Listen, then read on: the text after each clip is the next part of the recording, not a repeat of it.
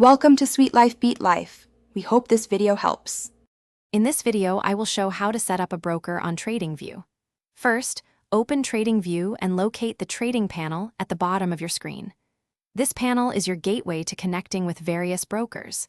Next, you will see a list of supported brokers. Simply click on the logo of your chosen one. Finally, a pop-up window will appear, prompting you to enter your existing broker account login details. This secure step links your trading account directly to the platform. Choosing the right broker is a crucial step for seamless trading. Many popular brokers, such as Interactive Brokers or Onda, offer direct integration, allowing you to trade directly from TradingView. Before committing, compare their commission structures, typically ranging from $0 to a few dollars per trade, and the variety of assets they provide. Also, verify that your chosen broker supports the specific stocks, forex pairs, or cryptocurrencies you intend to trade. Once connected, placing a trade is straightforward. Open the chart for the financial instrument you want to trade, like Apple stock or the EUR/USD currency pair. In the trading panel, you will find prominent buy and sell buttons.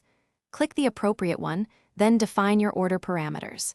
You can choose market orders for immediate execution or limit orders at a specific price and set your desired quantity, perhaps 100 shares. Review all details carefully before confirming your trade.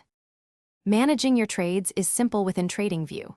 Your open positions and pending orders are clearly displayed on the chart and in the trading panel. To adjust a stop loss or take profit level, simply drag the order line on the chart or right-click for more options. When you are done trading for the session, it is good practice to disconnect your broker. Just locate the broker's icon in the trading panel and select the disconnect option to securely log out. Thanks for watching. Consider subscribing if we helped you.